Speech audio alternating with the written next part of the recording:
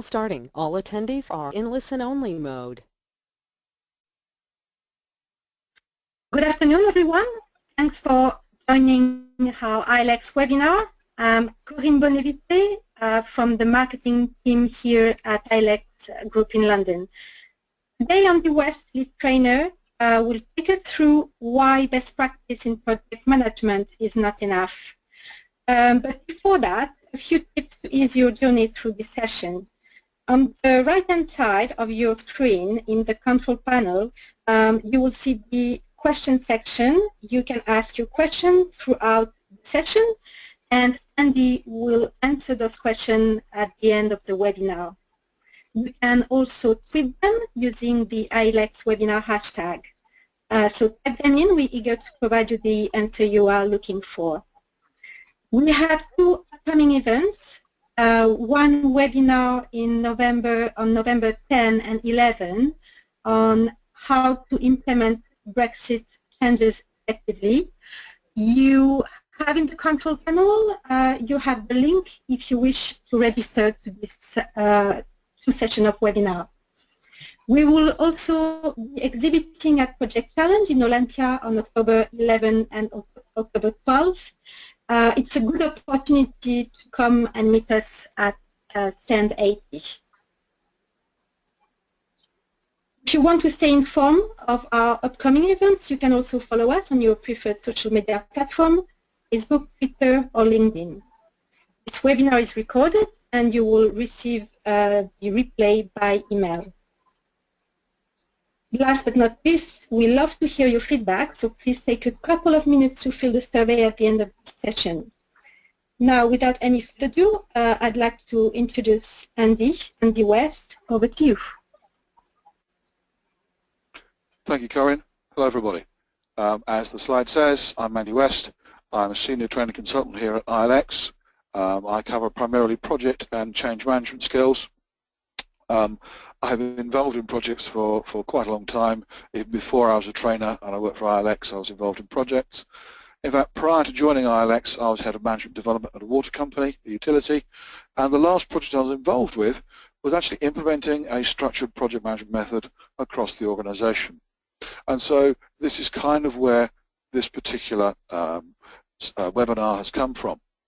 The purpose of the webinar is to consider the difficulties embedding and using Prince2 in organizations. Now, we're using Prince2, the project management methodology, as an example of a best practice method.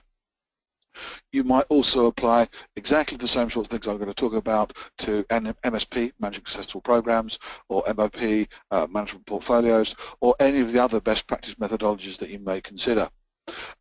We'll have a look at some of the reasons for the lack of success in embedding and tailoring Prince2 specifically, and suggest some strategies that might actually improve success of using these sorts of best practice methodologies within an organization. As I say, I'm going to use Prince2 as an example. I'm going to focus on projects, but a lot of what I'm going to talk about will be equally applicable to other best practice methods. So, before I get into the difficulty of embedding it, just to set the scene. So what is Prince2? It's an acronym, of course. It stands for Projects in Controlled Environments. 2. What does it try to do?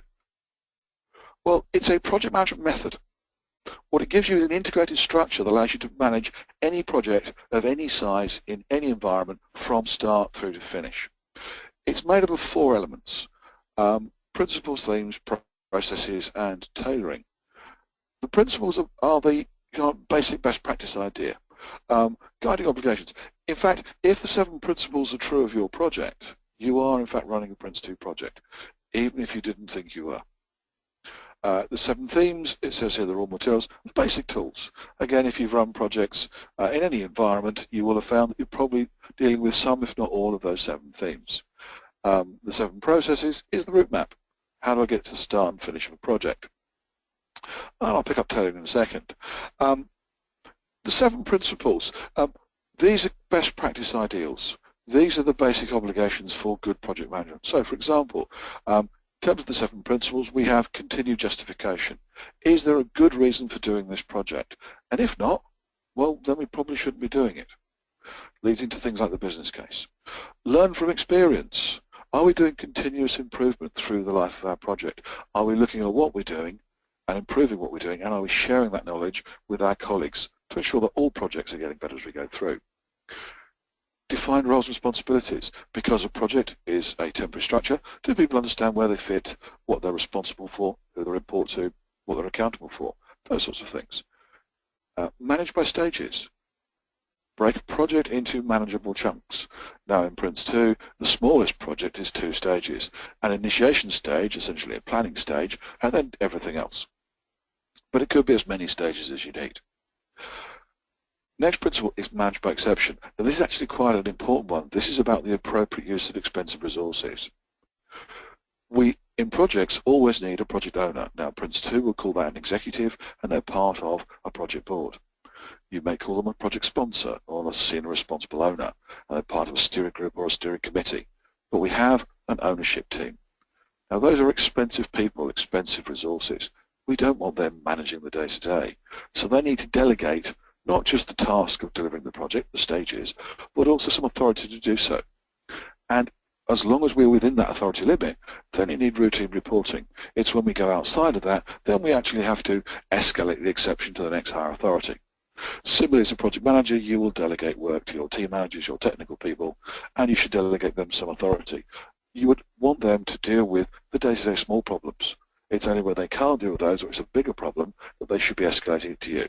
So management by exception allows us to delegate work and authority for the work.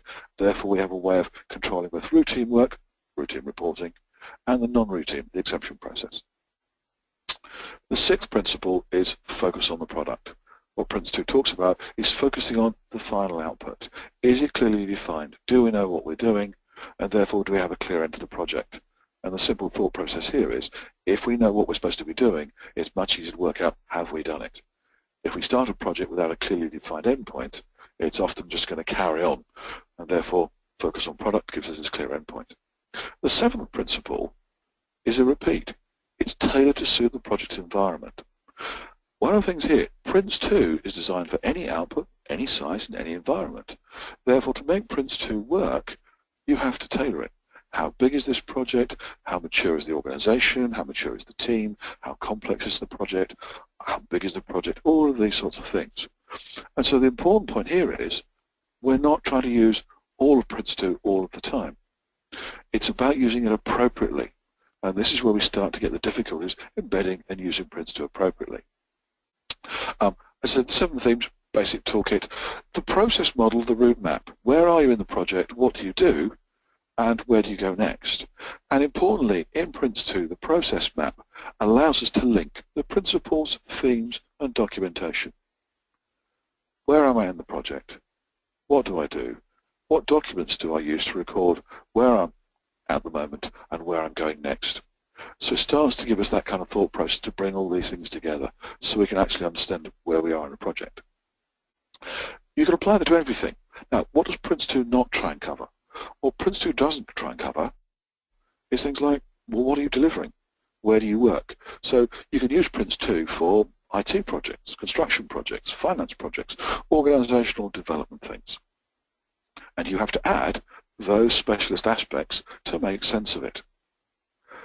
Similarly, within Prince2, there's no defined set of techniques. There are lots and lots of good techniques across project management. So things like the investment appraisal techniques, the planning techniques, network diagrams, Gantt charts, risk identification techniques, risk evaluation techniques, and so on. Now what Prince2 actually says is we are going to provide a basic framework, and we'll suggest 2 techniques which we think are important. However, as you're going through the Prince2 model, you may need to add specific techniques and choose certain techniques which suit your project in your environment. And therefore, Prince2 doesn't cover everything. It doesn't try to. The final thing that Prince2 doesn't cover is leadership or people skills. So it kind of says things in the manual like, if you submit this to your project board, then they will approve it. Of course, we all know that in real organizations, it depends on sometimes how you present things to your project board, your senior management, about whether they'll approve them or not. So it doesn't do leadership, it doesn't do teamwork or conflict management, negotiation, communication skills. you have to add those to make Prince2 work. So the analogy that I like to think of, and I say that I do think in pictures for these sorts of things, is that if your project is a vehicle that you're trying to move, essentially Prince2 provides an engine block, a way of driving that project forward. However, engine blocks require fuel and lubrication. The specialist aspects, the techniques, the leadership, the people skills become the fuel and lubrication. Without those things, Prince2 will seize up. It will not move forward because it hasn't got all the things it needs. What it's trying to do is provide at an organizational level, in lots of ways, a best practice model. Here are the things in experience that all projects need. These are the core skills, the core themes, the core principles. If you look at something like the body of knowledge, so for example the Project Management Institute and here in the UK the Association for Project Management have their body of knowledge. Both of those try and cover everything a project manager might need, and they include things like leadership, the techniques, not the specialist aspects. You still have to bring those in yourselves. So if we look beyond Prince2, there's lots of other things that other best practice guidance actually tries to bring in and say, we need to have a look at these sorts of things as well. Now, some of those will be appropriate for some of your projects, and some of them may not be, but it's important we understand those. But in the body of knowledge, for example, it says that as part of initiating risk, you should produce a risk management plan. What it doesn't tell you is what should be in a risk management plan. Prince2 is much more prescriptive. It says if you're going to define risk, you should write what's called a risk management strategy to define your procedures, and the risk management strategy should contain these sorts of sections, and this is the sort of information that goes in there. So it's much more prescriptive than, say, the body of knowledge. It gives you things you should do, a set of documents, a set of templates that you can actually start to use within your organization.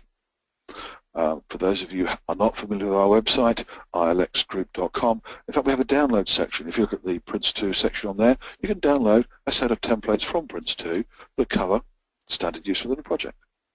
The other thing that Prince2 does provide guidance on, and it links back to the idea of tailoring. Prince2 is a model, a framework. It's not a straitjacket. What you need to do is work out how to use it. And so the Prince2 model provides some guidance on embedding and tailoring. And we use these two different phrases. Embedding is about the organization adopting Prince2 as a corporate standard, about deciding that as an organization we're going to use Prince2, and therefore trying to define, well, how are we going to use it? What are we going to call it? How much of Prince2 are we going to use? Are we going to use the documents as they are? Are we going to change the documents? Do we add our logo? Do we integrate some of the documentation? How do we integrate it with our current business processes? And of course, if you're embedding it as an organizational standard, who's going to own it? Who's going to make sure that people are using it appropriately? And what do we mean by appropriately?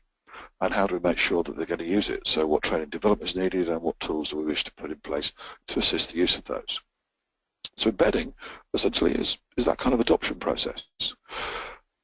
Tailoring is then project focused. How do I make this model work for this particular project? Now, clearly if your organization has embedded Prince2, then you'd set to tailor it to the use of a particular project. But it may well be there's an organization you don't want to go for the organizational focus, but as a project manager you're going to use Prince2. You should still tailor. How much of the themes do I need? How much risk management or business case or planning is actually needed? Do I want to adjust the specific terms or language to suit the people in my particular project and their understanding? Can I clearly define what it is I'm going to create in terms of the documentation? Have I adjusted the role descriptions to suit how many people I have in the team and who's doing what? And can I make sure that the process model is appropriate? And this is where our difficulty starts. And there's two sets of difficulties essentially. One, embedding. How do we as an organization actually embed Prince2? And secondly then, tailoring. How do I make it work once I am using Prince2 on this particular project? So what we're going to have a look at this afternoon essentially is both embedding and tailoring. But we'll look at them in turn so we can try and consider the sorts of things that go on. Starting with embedding then. As an organization, you make the decision, we're going to embed Prince2, we're going to adopt Prince2 as a corporate standard. And you launch this, and one of the first things you hear is, I've heard of Prince2. Oh, that's hugely bureaucratic. Have you seen the size of the manual? Oh, we shouldn't be using all of that sort of thing. And here we have one of the first things about Prince2. Prince2 actually says we should tailor the use of Prince2. It should not be a bureaucratic process. And in fact, one of the basic rules of Prince2 is it's a control system. And if you have a light, simple project which is low risk, you don't need much control, and therefore how much you use of Prince2 should be reduced. So often what happens is that people are using it inappropriately, too much. And the problem comes with when you look at the manual. The manual's been written for the biggest circumstance, for the biggest projects. It covers, if you're working on a huge project, you need to do all of these things. What you need to be able to do is embed the core. What is it that we have to do for our smallest projects? And therefore we can start to look at how we might look at those sorts of things. So the first thing we have to get past is people's opinion of it being bureaucratic. And if I give you a real example, when I worked for the water company I did, we embedded Prince2, and our engineering team actually was ISO 9001 accredited. And part of ISO 9001 covers design, development, implementation, and then operations and maintenance. So it covers projects. So to fit Prince2 in the engineering team into their ISO 9001 rules, we have to update 9001, our internal processes, to reflect that we're using Prince2. Now, unfortunately, they gave the Prince2 manual to somebody who A, didn't understand projects, and B, didn't understand Prince2. And actually, they wrote the whole of the Prince2 manual into the corporate processes, which actually meant that for the smallest project, you had to use everything in Prince2. Unsurprisingly then, about a year later, when I trained the quality manager who owned the ISO 9001 rules within the engineering team, and I, at the start of the course, asked for their objectives, his comment was to understand Prince2 so I can destroy it from the inside, which is an interesting start to a Prince2 course. And as we went through, he started to understand it actually wasn't Prince2 that was enforcing we had to do all these things. It was how it had been adopted within the organization. And so actually what he went back to do was went back and rewrote the internal processes as a minimum standard with guidance on how to do things if it gets bigger. And I'll pick that up as we start to look at the strategies. So you can see there, these are one of the common kind of miscomprehensions about Prince2, but how it actually comes about, how people start to believe those sorts of things. The second one is kind of a different environment. People who don't like rules, people who don't want to feel constrained within a set of rules and processes. I have to say that in my experience of being a training consultant, this phrase has most commonly come when we're dealing with creative organizations, so advertising, marketing, design organizations, where they need to be innovative, they need to be looking at doing something different, something new. And of course, what we're not trying to do is constrain that part of their life and that part of their work. What we are trying to do with Prince2 is actually have a control system in place so we understand what they're doing and how they're going to work. And so it's about separating those two things. The third biggest problem I've seen or encountered when we're dealing with people embedding Prince2 is the baby out with the bathwater syndrome, where organizations decide we're going to adopt Prince2 and they throw away everything they currently have. And what we're doing, of course, is throwing away their best practice, the things they're good at, with the things they want to get rid of. And so what we need to do when we look at embedding is to try and retain the things we want to nurture, keep the baby, just get rid of the things that we're not particularly keen on, the bathwater. And this kind of reflects into the last bullet point on here. Prince2 as a methodology, as a structure, has a language. And this language is often quite different to what everybody uses in their business as usual, in what the language they've already used in projects. And therefore, there's a kind of resistance of, I don't know what you're talking about. If we can actually minimize that, then we can start to do something about it. So these are the kind of embedding difficulties. These are the things that kind of get in the way of dealing with the change from going not using Prince2 to using Prince2. I'll look at some of the kind of strategies we might use for doing this in a bit. In terms of tailoring, the sorts of things to consider here is well, what's a big project? What's a small project? How do I decide? And do I just look at how many days it is or how big the budget is, or do I have to bring in risk into this? I mean, if it's a highly risk project, do I want more control? And therefore, how do I judge, if it's risky but small, how much of Prince2 do I use? What techniques should I use? What other things that aren't part of Prince2 should I add this time around? And of course, one of the things here is, where do I find out how to do this? And so tailoring becomes kind of, I'm not sure how to do this. Where's the right place? Where do I go for advice? If we look at the sorts of things that come out as results of this, the sorts of things you might notice in your organization. We do lots of training. Lots of people have been on training courses. We've all got the Prince2 badges or the MSP badges, depending on the subject we're talking about. But if you look in the office, if you look at the projects, if you look at the programs, there's little actual use of those things we spent lots of money and time training people on. And so one of the things we have to consider is, how do I actually apply these things? How do I enable my people to use it?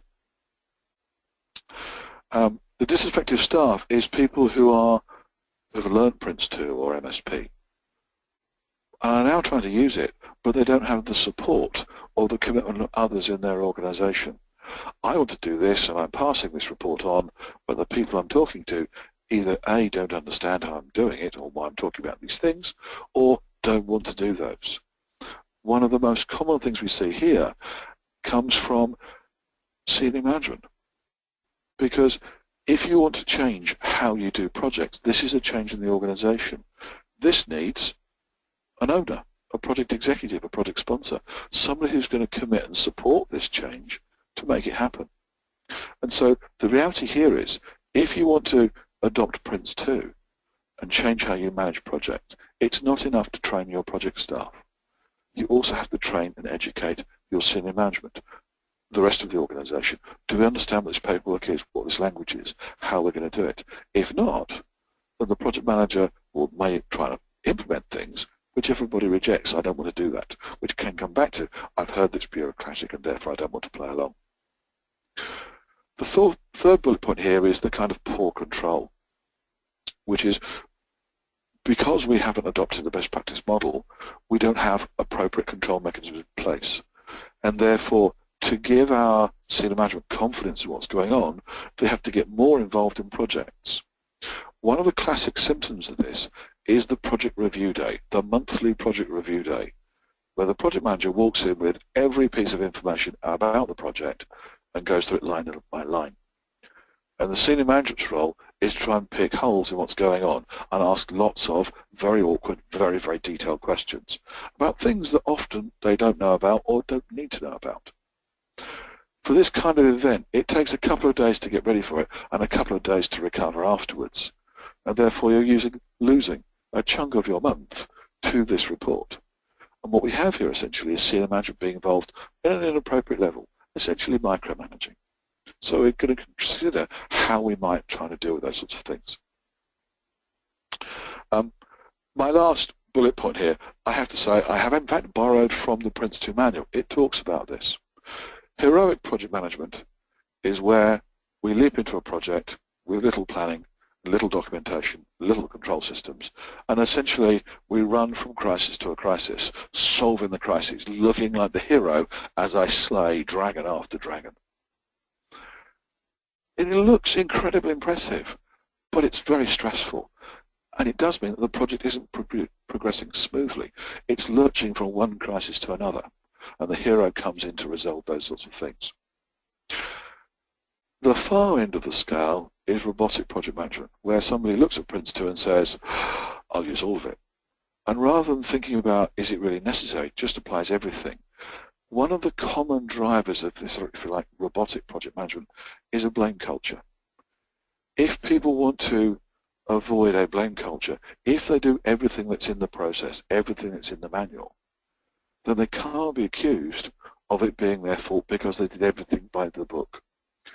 And what they're not doing is taking any risks. What they're not doing is actually managing appropriately. They're essentially hiding behind the documentation. And those are kind of extremes of a kind of scale of project management. And what we're suggesting by appropriately using best practice models is something in the middle, something that allows people to use the model in an appropriate way for small projects, for large projects. So, some things to think about. How can we do this? How could we take this forward? First thing, some embedding strategies. And the simple one is probably obvious, but I'm going to say anyway. This is a change to your organization, implemented as a project, which means you need an executive, a project board. You need to engage the appropriate stakeholders. You need to have that commitment. When we did this in the water company where I worked, the reason that we had a drive for this, and we had 200 to 300 project managers, people running projects, all of whom had their own process and their own language and their own paperwork. And therefore, as senior managers, the senior managers are receiving lots and lots of different bits of paper, probably telling them the same thing, but it's almost impossible to integrate the information and understand it as a whole because it's coming through in lots of different formats. And so, essentially, there's a business driver that says, can we just have one bit of paper that I can understand that tells me what's going on? Can I just have one format for the plans, for the reports, to see what's going on? And of course, in a project, what it allows us to do is to use Prince2 and show people how it works, and therefore they can start to see as an example. And that links into the second one, the business reasons. What's the value in doing this? Why are we doing it? What are we trying to improve? So things like improve communication. Because we all use the same documentation, does it mean that people can find the information much quicker? Does it mean that you get better commitment, quicker decision making, because people can now see why you're doing it? Does it make staff more flexible? Can you move people from project to project because now you have a consistent method? They can see what paperwork is going on. They can understand the language going into this. And by having business reasons for doing it, this becomes a good project to do. So it comes back to the first principle in Prince2. Continued business justification. Is there a good business reason for doing this? Now, in the water company where I worked, standardization, consistency, better communication, staff flexibility were all the sorts of general reasons we talked about. One of the other things that we found at that time, and this is a statistic from about 17 years ago now, so hopefully this is much better. At that point in the UK, 20% of projects didn't have a business case. So potentially 20% of projects were a waste of time and money. Now we only spent £300 million a year on projects as a business, but that is potentially £60 million being spent doing the wrong things. And as all organisations do not have unlimited resources, this piqued the attention of our finance team and said, actually, a control system that validates that this is worthwhile is a very useful thing for us.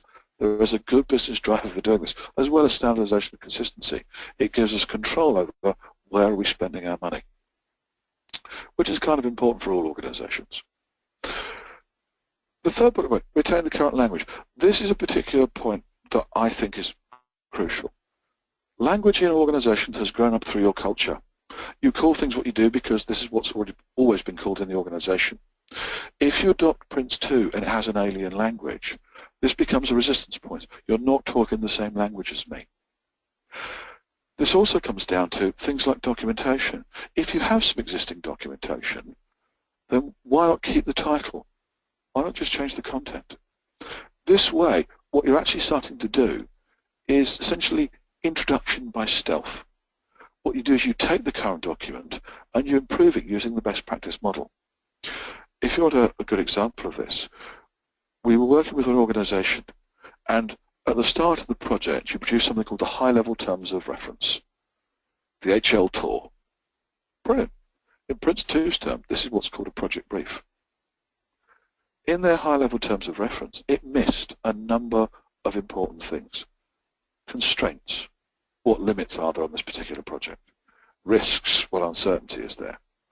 And oddly, benefits wasn't documented particularly well, as are most of the elements of the outline business case that Prince2 would include. And so, rather than change the title, what they did was they added a couple of extra sections to their high-level terms of reference. And suddenly project managers going, this is actually really useful. This is things I can see. And this extra section suddenly meant I understood what I've got to plan around. And what we're doing there is we're keeping the baby. We're nurturing what we're good at already. And what we're doing is to get rid of the things that aren't helping us the bathwater. And this way, people start to see what's going on. Now, this links into John Kotter. John Kotter looked at effective change in organizations. And one of his principles is, in his 8 principles for this, is to look for quick wins. And a quick win like this of, it's the same document, it's just a better version of the document, means that people want to use it. They will then ask you for, have you got any other things we should add? Have you thought about improving these sorts of things? And that way, people start to accept that it's useful. They don't notice it's a big change, it's just improving what they do. The keep it simple idea is important because not all of your projects are big projects. And what we need to be clear on is, when do I want a small amount of Prince2? One of the common things that we often pick up when we're running Prince2 and other sorts of training courses is we don't use Prince2, we use Prince2 Lite. And as a project manager, as a project trainer, my answer is excellent. That's exactly what you should be doing. Because for small projects, that's what you need. It's for bigger projects that you start to approach using more things or maybe even everything out of the Prince2 manual. It's trying to decide how much of this is actually here. So as an organization, what you should do is embed it at a small level and give guidance on how to add more. That way, people know that they can start with the small, and that's sufficient to run small projects. And therefore, they then start to hopefully use more as you go through. Now, this starts to link into the be wary of formal standards. If you have things like ISO 9000 or any other kind of business standards you adhere to, if you documented a big scale piece of Prince2 into those standards, then you have to follow it for all projects. It's much better to document the minimum and then allow people to add more. There is a slight constraint on this, and I have bumped into this into a number of organizations where if you don't tell people that they can add more, they can add these things, then they don't. They always only ever do the minimum, even if what they're doing requires a great deal more work. There's actually an example of this from the Prince environment. Prince2 was actually developed and launched in 1996. It was development of Prince, which was launched in 1989. Now, Prince as the first model was basically just the themes, but not even all of them, because when Prince was first written, there was a separate standard called PRAM, Project Risk Assessment Method. And the people writing Prince went, well, PRAM's already existent, they're already using that, therefore we don't need to define Prince2, define risk in Prince. They will just pick up PRAM and carry on using it. And the people who are using Prince look and says, oh, it doesn't say risk. We don't have to do risk management. So Prince2, when it was launched, bolted in Prince into risk management and said, you must do risk management as part of these sorts of things. And what we have here is we're having to add things to our standards because people are not essentially adding things when they need to. They're looking at the mirror and going, oh, that's all I'm going to do. The idea of standards is we should be planning for the smart, giving people who are going to use their intelligence to use them in an appropriate way. And if it's minimum, that's all they use. If it's bigger, they start them and they add other things as well. What we often end up doing is legislating for the stupid, for the people who go, well, it doesn't say I've got to do it, well, I'm not going to do it. And we put more things into our standards than we actually need because we have these people in place. Now, there is a way of dealing with those, which I'm going to deal with in a second. The last thing there about keeping it simple is, well, Prince2 has a lot of documentation. We know this. There are 24 different templates you could use in Prince2. Keep it simple says, for smaller projects, do I need to use all of that documentation? Rather than having lots of separate documents, can I actually combine them? We work with a telecommunications organization. It's 11 years ago now. And when they launched their version of Prince2, this embedding project, they had 2 versions of the documentation. They had a comprehensive version and a concise version. The comprehensive version was for big projects. And essentially, if you look at the project initiation documentation, each document, each heading in there is a separate document. And the PID, the project initiation document, is just the folder you keep it in. The concise one, the PID, the project initiation document, is a single document. It's 3 sides long. Essentially, all the things you need to define the project are on those 3 sides. Apart from you have to add a Gantt chart for a Microsoft project. So to define a small project, it was 3 sides of A4, not all of them completely filled in, and a diagram. And when it was launched, the project managers looked at it and went, you know, people might actually read this. It's not too big. It's appropriate for small projects. But what you need here is how to decide. Is this a small project, concise paperwork, or a big project? And one of the things that's talked about in the Prince2 manual, in the section on embedding and tailoring, it talks about scales of project, and it talks about tasks, small projects, medium projects, large daunting projects and programs, and therefore how much Prince2 should be applied to that sort of project. A rough set of guidance. One of the things I would suggest here is if you're going to deliver Prince2 as a model in your organization, you need your own version of this scaling tool, a way of deciding how big this project is, and therefore how much Prince2, how much project management you wish to apply to it. How big should the team be? How big should the project board be? And so on. A few years ago, I was working with a council in North Wales who had a wonderful version of this. It was called their Project Assessment Matrix, the PAM. And essentially, the first side was 6 or 8 questions. I can't remember them entirely. As it was their copyright, I wasn't allowed to keep a copy of it afterwards. But it had 6 or 8 questions. So things like, how much risk is there in this project? So very little, a bit. How long will this project be? How much will it cost? How many of our strategic objectives does it support? None, 1, 2, all of them. If it went wrong, how bad is the impact on public relations and reputation of the council? And there are always 4 answers, 4 options. It's a standard questionnaire, and you score 2 marks, 4 marks, 8 marks, or 16 marks, depending on where you ticked. And the idea is at the very start of the project, the executive, the sponsor, and the project manager will go through and tick an appropriate box in each of these areas. Where do we feel it is for each of those? And at the bottom, very simply said, if you score between 0 and 55, it's a small project. 55 to 100 is a large project, is a medium project, and above 100 is a large project. And then when you turned it over, the way of keeping it simple, it said, right, for a small project, you must use this documentation. We'd recommend you use this, and you could use this if you wanted to. For a medium project, it was a longer list of must and a longer list of requirement, and so on. Importantly, you had to use the musts. For the recommended, if you decided not to use it, you had to explain. So you could actually not use some of the paperwork, but you had to explain why you were not using it. For the desirable, you have to explain why you were using it. So therefore, encourage you to not use all of those things for small projects. As you went to a bigger and bigger project, the list of desirable things became smaller, the list of things you must use became larger. But it gave them a way of adjusting how much they're going to do on this.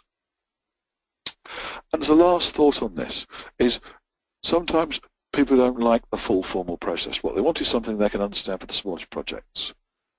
Working with the council in London, with the London Borough, they have a very simple project life cycle. It's a pyramid. At the bottom, it says plan. In the middle, it says do. At the top, it says review. It's still a project life cycle, but it's a simplified one for small projects. And within plan, it talks about some of the Prince2 elements that you can do in terms of project brief and project initiation documentation. In terms of do, it talks about things about work packages, delegating work and control systems. And review, it's about closing a project, handover and implementation. So it actually has, underpinning it, lots of the Prince2 things. But it's simplified so people can understand for smallest projects, I'm going to plan it, I'm going to do it, I'm going to review what I've done, which of course enables people to use it much quicker. Linking this into tailoring then, how do I make this work for individual projects? Well, there is some Prince2 guidance. So there is some things in there that you can actually use in Prince2, some things from that particular chapter saying, well, how much should I use? One of the things about this is assessment. Have I missed anything? Is there anything I could do better? And one of the things here, again in the Prince2 manual, is a checklist. So it's a simple check. As I'm setting up a project, I can look at those sorts of things and yes or no, have I done it? Is it appropriate? And one of the things here is a role in projects called project assurance. The purpose of project assurance is to keep an eye on the project on behalf of the owners, the executive, the project board. The important thing is they're independent of the project manager, and therefore before the project manager submits things to the project board, it may well be important that somebody else has checked it and gone, is this appropriate? Are they going to approve it? And this is often a way of dealing with the heroic project manager Because if the project manager says, I've got this rough sketch and I'm going to leap into the project, assurance can start asking you questions about, well, what are you going to do if? What about risk? And what about change control? And therefore, what we start to do is we start to prompt them to think about how to answer those sorts of questions. And so using the structure appropriately, using project assurance, allows the board to be confident that what's being delivered to them is something they're going to approve, they're going to sign off. Their decision making is much more improved. Project assurance is a role within projects which I personally believe and I observe is not used as much as we could do. And therefore, senior management end up micromanaging because they need to retain control. If we want to manage by exception, essentially, to step back, then it starts to look at, could I get somebody else to do an independent check? Could I get somebody to check those figures so that when the project manager walks in and presents something and says, I need such and such money for the next stage, my independent body can go, we've checked their estimates. Those estimates are actually based on some kind of reality. It's worthwhile carrying on. At that point, the senior manager can make a decision much quicker without having to go through everything line by line. So this becomes an important tool.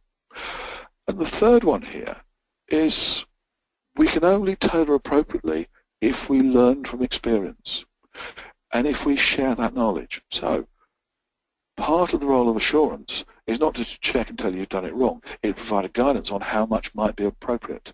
So they become a knowledge source. That says at the end of a project, do we evaluate? Do we share that information? Are our assurance people part of that particular process to actually help make sure that we're sharing the experience, the scalability, the use of Prince2 across our organization? The second part of that, of course, is essentially, do we have a network, a community of project managers? Are we willing to share? One of the most difficult barriers here is knowledge is power. If we have a culture where knowledge is power, no one will share their experience because if I know more than you, I'm more important than you. Really what happens here is power is knowledge shared. If we can actually share our knowledge across the organization, then as an organization we get better. We don't all have to make the same mistakes. We can learn from each other's, which as an organization is a much healthier place to be. But it's about those sorts of things. There's a question come through that says, like the idea of the tool to scale project sizes, where can I find a tool like this?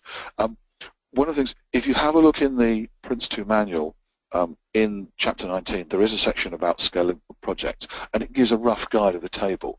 One of the things to consider is the sorts of things that make projects big or small more difficult in your environment. So things like, if it goes wrong, the impact on public relations, how many of your strategies to support, how risky is this? So are you doing something hugely innovative or something where it's a known solution in the past? How long is it? How much money is it going to cost? How much resource must you put in?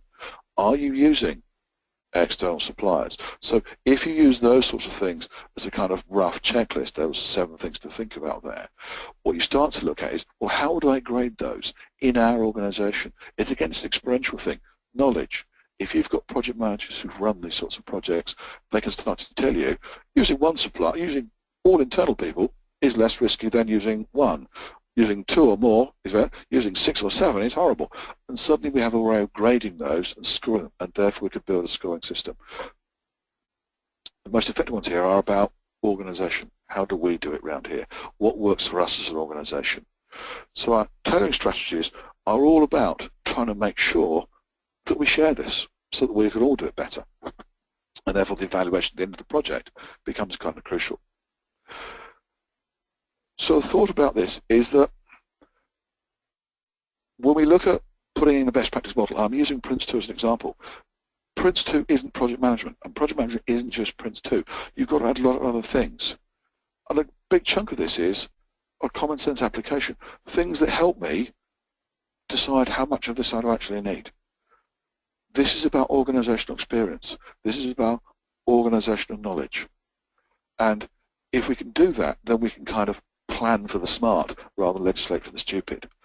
To make this sort of change work, what I need is senior management support. I need my senior managers to go, we want a control system, but we don't want to be managing in detail. We don't want to be micromanaging. What tools can we use? And if your senior managers and your project managers understand the framework that you want to use and understand it together, it becomes much, much more effective. So there's your kind of thought process going into this. So I leave you with the kind of thought there. Every project is unique, and therefore how you deal with it, how you manage a project should be unique. The idea of Prince2, of any of the best practice models, is to provide a framework. It's how do I apply that framework appropriately. And if I can do that, I can work effectively. One of the things I suggest to project managers when I'm training them is Prince2 is a control system. And so there's a kind of balance here between control and bureaucracy. I want enough Prince2 to give me control of my project without adding too much to make it bureaucratic. And there's your balance. In a second, I'm going to ask you for questions. What I'm just going to do is run through a couple of courses and some contact details should you wish to talk to us about projects, talk to us after this particular webinar. But if you'd like to think about questions whilst I'm roughly going these slides, you can kind of let these go on in the background whilst you're thinking of awkward questions to ask us. So, essentially, a word from our sponsors. If you're going to look at these sorts of things, I've been talking about Prince2 today, which is a framework, a best practice methodology for projects.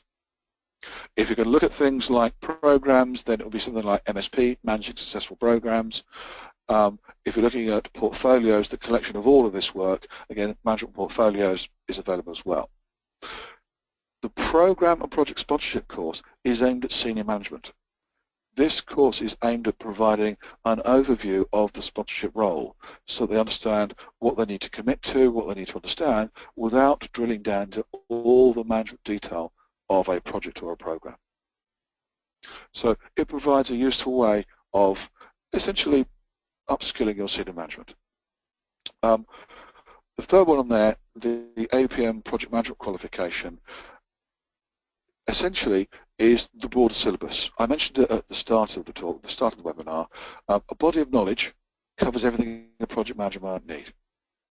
So the APM Project Management Qualification is far broader than Prince2. It covers the same things as Prince2, but then adds in things like leadership, the soft skills, teamwork, the techniques, the other things you need to add to Prince2 to make it work. So it provides a broader syllabus. So Prince2 provides a framework for your organization in lots of ways, and the APM Project Management Qualification provides a framework for your career development as a project manager. And finally, change management. I'd recommend this to all project and program managers that are listening. Change management looks at people's attitudes to change, models of change within an organization, and focuses on stakeholder engagement and communication. How can I get my community, my stakeholders, on side? So when I launch an output from a project, it turns into a capability and turns into an outcome. It is a way then of actually making sure I've understood what's going on and I'm doing it in the best way possible. So thank you for listening to those. So in terms of that, if you wish to contact us, here's our contact details. Primary one, our website, ilexgroup.com. If you're in the UK and Europe, then our number here, you can contact us directly on here, and the people at the end will get hold of you.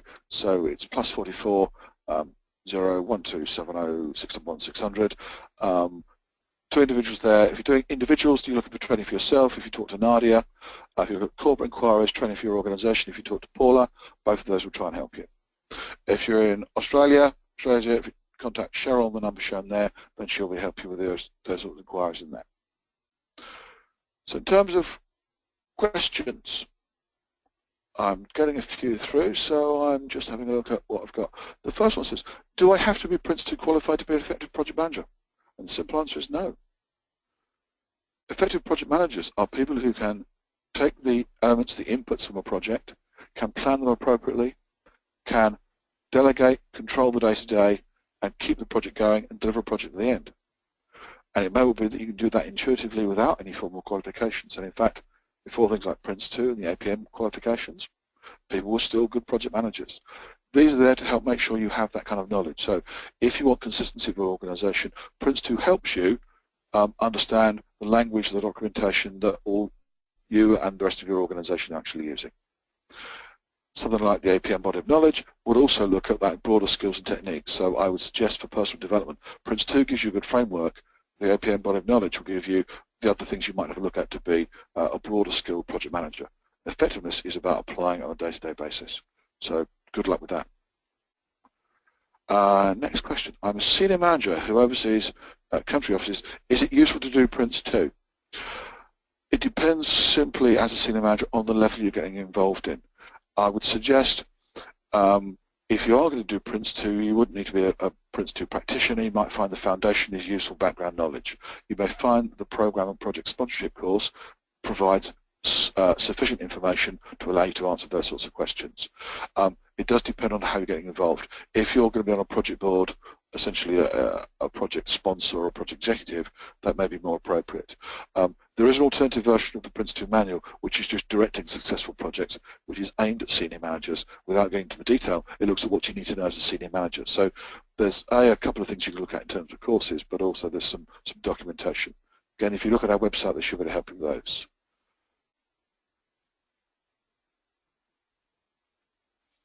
Where do you define your communication plan for a project? Is this in the PID, project initiation, or could you just put this in an email and agree via email? Prince2 suggests what you have is a communication management strategy, which essentially is a communication management plan, which is who your stakeholders are and what they need to do. If you have a formal project, this is a formal document which will be part of your project initiation documentation. If you have a smaller project, it may well be that it is a couple of paragraphs in a single document, which is your PID. On a very informal project, it could be, if you have very few stakeholders, an email to those stakeholders with, this is what I intend to do, are you happy? And as long as you've got their commitment, essentially you have a plan to do so. It's the appropriateness, it depends on the circumstances when you actually do this. I've worked on a couple of projects where the email would not work and had to be formally planned. I've also worked on some very small projects. A lot of my training course development projects, we do that. We are using emails and informal documentation because the scale of the project demands an informal process. So it could be my best answer. Country offices that run development and humanitarian projects. Okay, so if the projects are running there and have their own project boards, steering groups in the countries, then you essentially may try and pull those together often as a program. I would suggest that the detail of project and Prince2 may be too low. I would suggest you have a look at the sponsorship course or managing successful programs.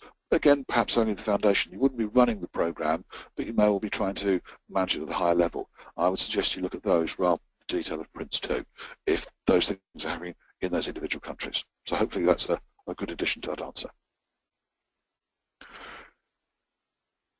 Can you share South Africa Prince2 Accreditation Centre? Off the top of my head, I don't know of a Prince2 accredited organisation in South Africa.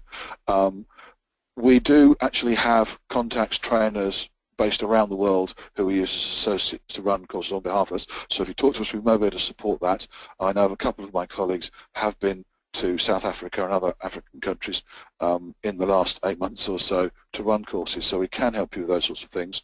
So although we're UK based, we do cover worldwide. If you want to look for a local provider, then the owners of Prince2 are Axelos, and you might try them as well. They would have a list of all of the accredited trainers worldwide. But try us first.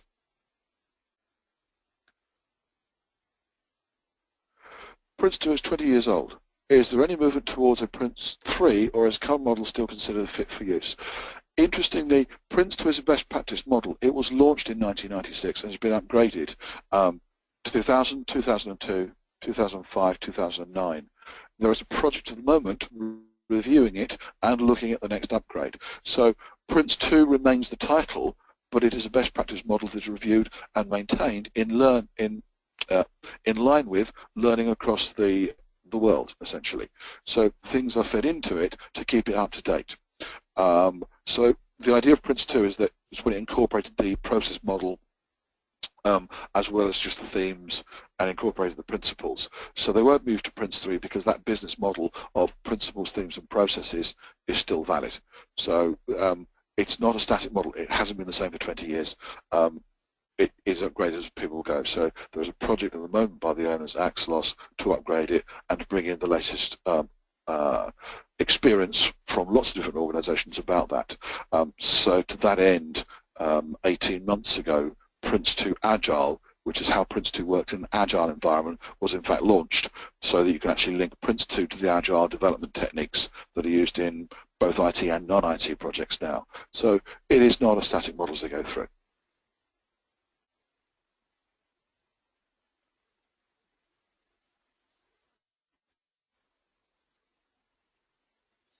I'm Prince2 qualified and working at developing country government. One issue I face is that projects are developed after tender is awarded to private party, where private partner asks questions and then government finds solutions. How is the best way to persuade government preparation is a key. One of the things we have to talk about here is it's about maturity of the organisation, and part of this would be perhaps to look at risk. If we have a solution, if we haven't invested in investigating the kind of the problems in the first place, we're kind of just jumping towards a solution, it's almost to the risk of, is this an appropriate solution? One of the things they consider in the business case is options, and this is done at both project and program level. Are we delivering the right one? And can I show this the best way forward? One of the things to think about here is what you're looking for is someone who thinks that what they're doing at the moment is not good enough. What you want is somebody in government who actually thinks there must be a better way of doing this, and what you have there is an executive or a sponsor for a change. And what they would want you to do is look at how do we do this better. So is there somebody who is dissatisfied with the current status quo? Is there somebody who finds that how things are done at the moment isn't working and has power to trigger review and alternative ways forward? That person would be a good person to drive change because it's in their interests to own that sort of change forward. And so project manager, you can then assist them in providing prompts of how we do these sorts of things. But what you need to find is someone who can say, yes, we want to do it. What I would suggest is just use bits of Prince2 and things you're going to do. So use the templates, but simplify them. Use the structure, but simplify it so people can see how they work. If they go, I like that document, have you got anything else? Then the answer is yes. It's the introduction by stealth. So there's two things you can try. High level, find a sponsor, find a driving force for this. At low level, just start using bits of it so you can actually go those sorts of things. The problem we have here is about the technical content. And that's often about maturity of the organisation, looking at how they do those sorts of things. Again, it's about having somebody who wants to change how things are done. I suspect it's not a perfect answer, but it's probably what I can do today without going into lots of detail with you individually.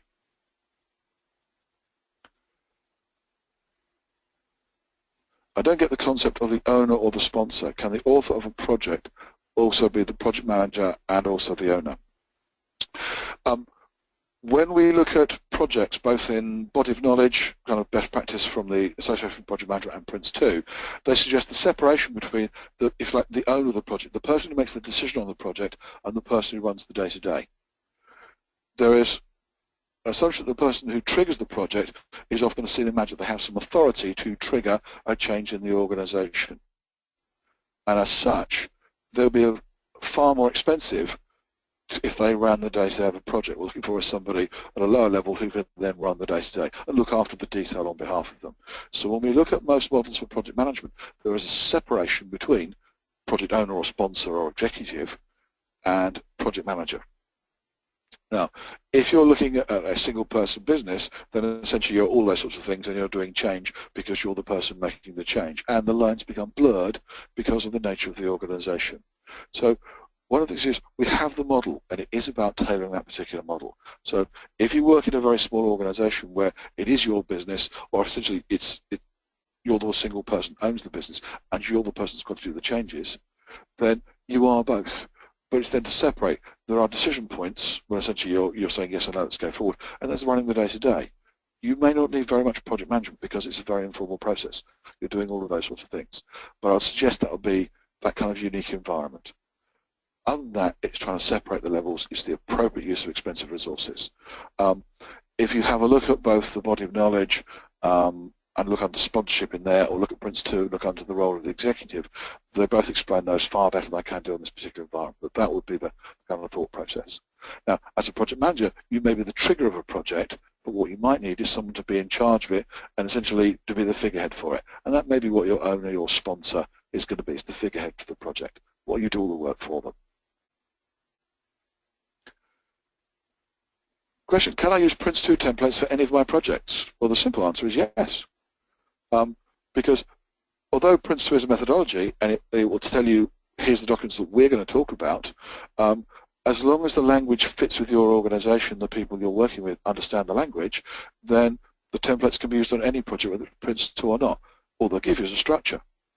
It's the appropriateness. Do I want to use all of them? Do I want to combine them? I would consider how to use those. But yes, if you have a set of Prince2 templates, you can use it in your projects. PM Academy. So we have a message that says the PM Academy can assist with Prince2 in South Africa, for those of you who look at those sorts of things. Moving on. You mentioned John Cotter. Are there particular articles, books he's written which you recommend? I'm actually, a lot of the materials I pick up, it's John Cotter with a K, and he talks about 8 principles of effective change. His first article about this was from the Harvard Business Review back in 1995. He's written another book in 2001, 2002, which looks at how it works. What I've actually taken a lot of it from is a book called The Effective Change Manager's Handbook, which talks about change management, stakeholder engagement. That's published by Kogan Page and is the basis for the change management course I mentioned a couple of slides ago. So it's John Cotter with a K. And if you have a look, if you just want a kind of summary of his work, have a look at the Effective Change Manager's Handbook, published by Kogan Page, and say, we use that as the basis of the change management course, which will cover those principles as well. So that you look for John Cotter.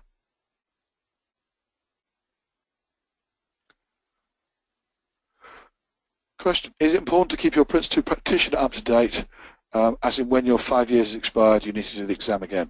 The simple point there is, you're always going to be a Prince2 practitioner. It's the registered status that's important to us.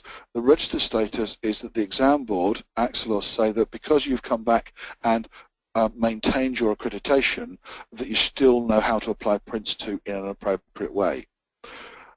If you're within an organization where, having got to that point and you're not looking for jobs outside, you may find that as long as you're doing it following your internal standards, there is no need to actually maintain that Prince2 registered practitioner status. If, however, you're a consultant or you're looking for a new job, you might find that that registered practitioner status is critical to that, and therefore you need to come back and do the re-registration exam. Re-registration is only a 1-hour exam instead of a 2.5-hour exam, so it is a smaller version. There are details on our website of how you might, what courses are available to support you going through that, if you want to look on ilexgroup.com. What is the difference between the APM and Prince2 project management courses? The Prince2 syllabus focuses on the elements I showed at the start of this webinar. So it looks at the 7 principles, 7 themes, and the process model. The APM uses the body of knowledge. Within the body of knowledge, I think there are about 60 subject areas that project managers might need to know about. And depends on which level of APM qualification you look at, depends on what's going on.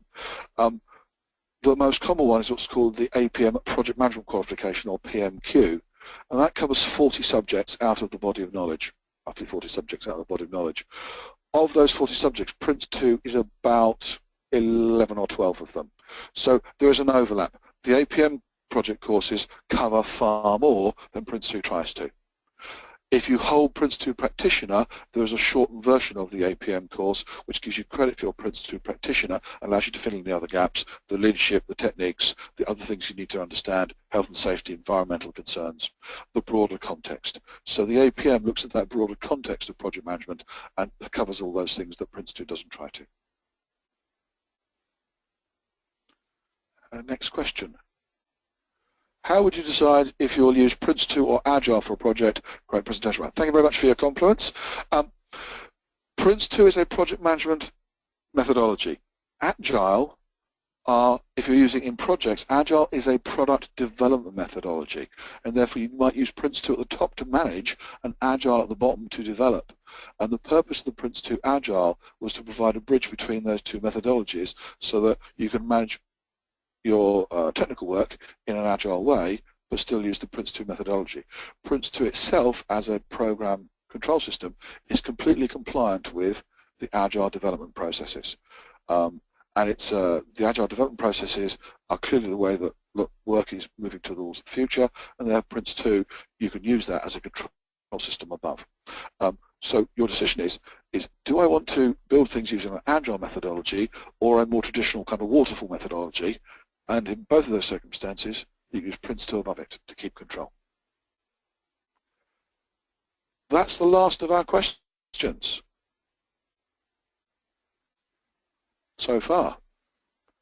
If I give you a few more minutes, thank you very much indeed for those questions. I hope that I've managed to answer those questions to your satisfaction. If you have any more questions, please maintain contact with us via our social media. Look on our website, have a look at the details there. You can always contact us with more things. I'm getting lots of thanks, so thank you very much. If there are no more questions, thank you very much indeed for your attention. Thank you for those questions. I always find that's a really good way of finishing off a webinar. So have a wonderful Friday and a wonderful weekend. Thank you very much indeed.